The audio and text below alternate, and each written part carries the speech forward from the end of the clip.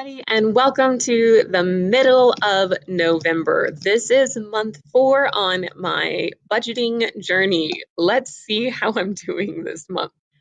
Okay, first thing I'm going to bring your guys' attention to is our Excel energy came in at $30 less. That is because we were using box fans over the course of this, summer and stuff, and it was taking $30 each month in electricity expenses. Oh my gosh, $30 a month. I brought that up to my husband and he's like, well, if we had been using air conditioning, it would have been like, $100, $200 a month. I'm like, oh my gosh, I can't believe that. Okay, so my fixed expenses are pretty much fixed.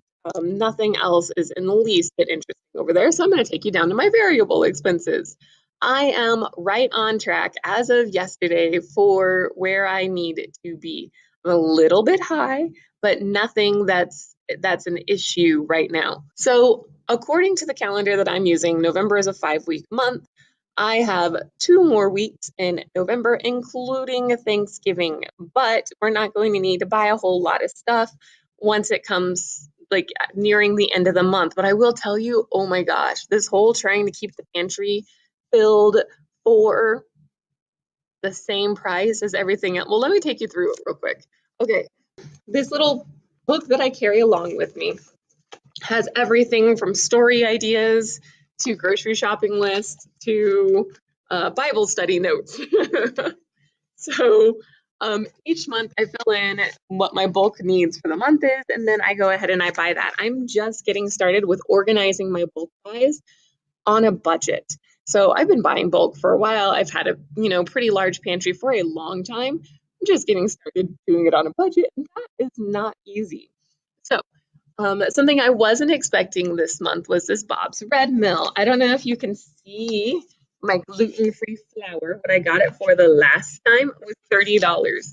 What I got it for this time was $60, and I didn't get as much flour as I got.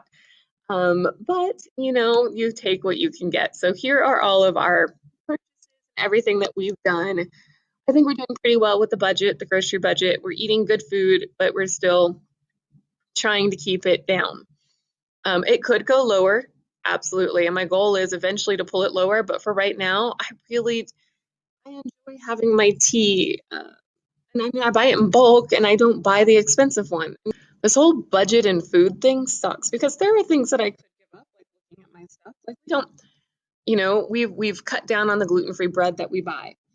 I'm making my own bread that has gluten in it because I don't need to be gluten-free. Um, I don't know. I don't know. I don't know. We're going to leave that as it is. I don't know. I have used 52 of my $150 in gas. And also, let's see. Oh, chicken feed was a little bit more this month instead of the typical 15. It was 22.45 because I got pine shavings also. Oh, this is what I wanted to talk to you guys about. Okay, so our planned expenses, our cushion, and our splurge. The splurge is a new category that just got put in here. So I'm going to take you guys over here. So our planned expenses are right here. These are things that we expected to go ahead and have as expenses. The cushion was where we were putting everything else, and that just was not working out. So I went ahead and I pulled out some things out of the cushion, and I'm starting a new category. So probably 2 of them. So here we go, HSA. If we have something that should be paid for by the health savings account, I am going to go ahead and put it in here. That way, once I get reimbursed, it's just going to be a straight, we took money out of our account, they put the money back. I'm not going to count that money as earned income. It's just going to be straight what we had to do.